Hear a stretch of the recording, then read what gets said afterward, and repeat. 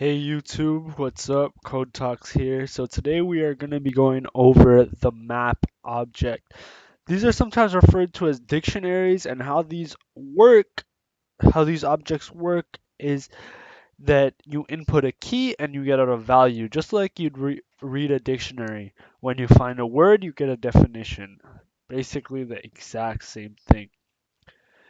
Again, I hope you have watched my arrays and loops video before this one, because we're going to be using them and I don't want to waste time explaining them and then obviously come back.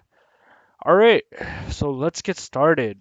So first of all, the declaration of this object. So first you want to write map, the object name, and then you want to write what the keys and the values are. So what type is the key going to be, and what kind of output are you getting, or what value are you getting? So if I have the integer 1, if I input the integer 1 into the map, what kind of type am I getting out? So if I put in an integer, I'm going to get out a string. And then the name of your object, and then calling the constructor to declare it. Okay, so first putting the map object. So I've made two arrays, the two parallel arrays.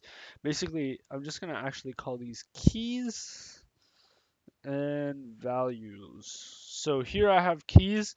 I'm gonna input the keys as 1, 2, 3, 4, 5. So when I input 1, I should output Java, 2 Python, 3 C, 4 C++, 5 C sharp. Okay, so I'm gonna create my little for loop. A lot of for loops in this series. So we just go map dot put and then keys I and then values. Okay, and yeah, that's pretty much it. And now how to get the values. Get the values. You would want to do let's just say I want to print out a value. System.out.println map. So the name dot get and then whatever. Let's say I input a 2. Okay, so just quickly recap on this code. I'm using the object name dot put, which is the method, putting the key in and then the values. So now I'm using map.get. I input the key and I should get the value. So let's just quickly run this and yeah.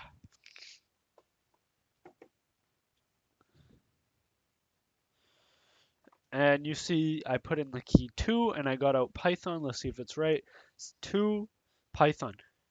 All right, so we know it's working. So that's how you use map.get.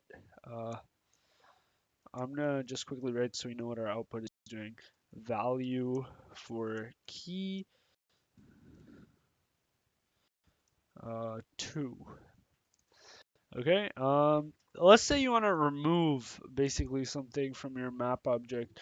How you do that is map.remove, and you basically want to put the object key or object value, but usually just put the object key. What am I doing? Map.remove. Let's just say I'll remove the key number 1. And you can see that um, I will remove it, and I will just quickly show you prove that this has worked through the key set method. So the key set method basically allows you to see a list of the keys.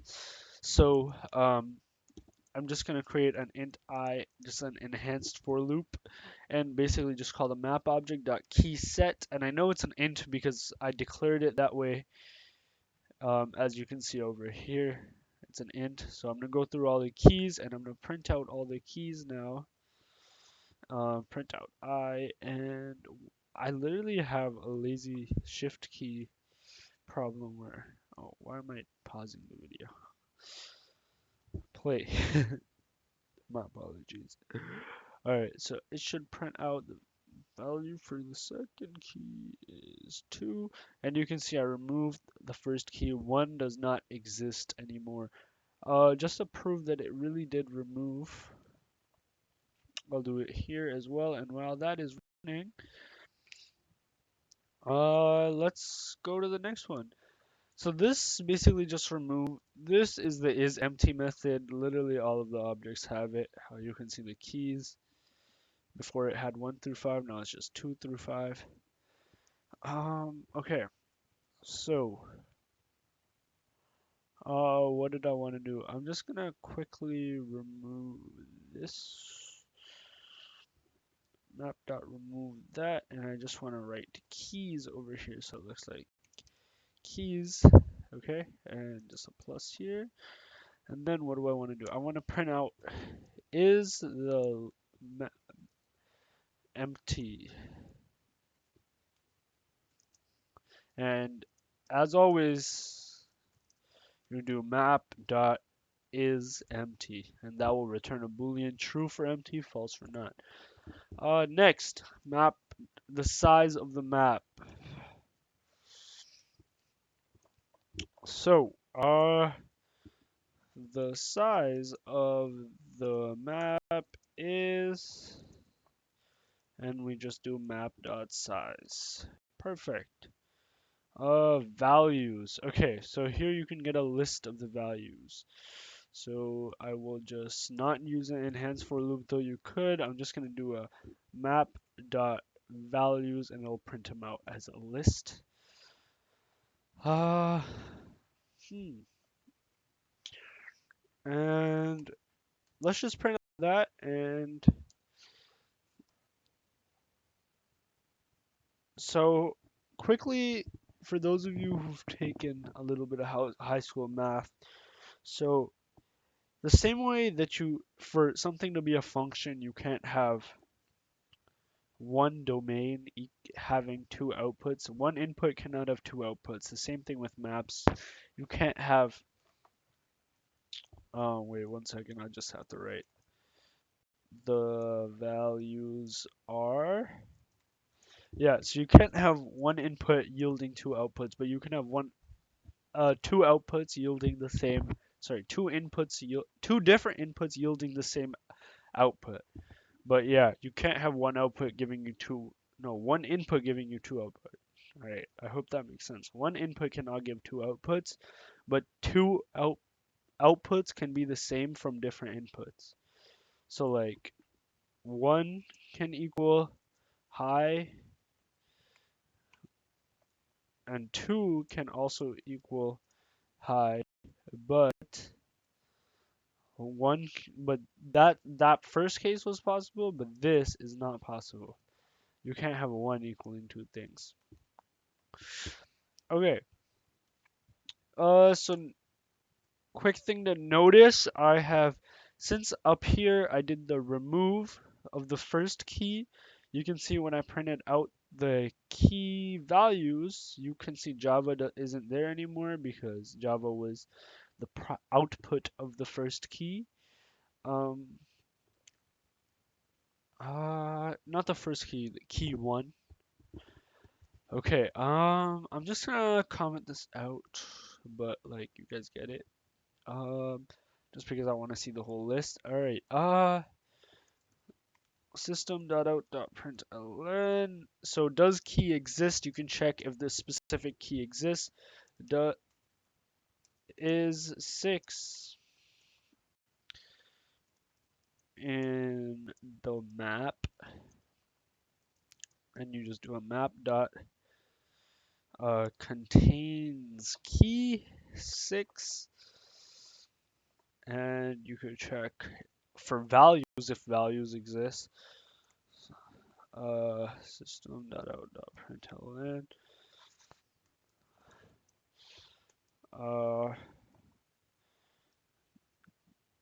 is Rust, that's another programming language, in the values set. And you can do the exact same thing where you do map dot contains value and you just write Rust. And let's say you just wanted to empty the map, you could just do map dot clear.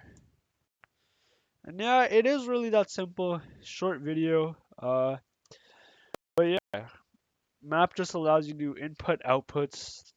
Really useful when you want to know, for example, like I don't know, like when you input a student, the output of their grade, that type of thing. So you can see all our output keys 1, 2, 3. Is the map empty? False. We have stuff. The size of the map is 5. The values are. Uh, you can do the same. You could print out the keys in this format too, if you didn't use the enhance for loop. But I just wanted to show you that that is a possibility when you want to, if you want to use them. Is 6 in the map? False. Is rust in the value set? No. So yeah, it's really simple. I hope you enjoyed this video. Like, subscribe, comment, and stay tuned for the next video.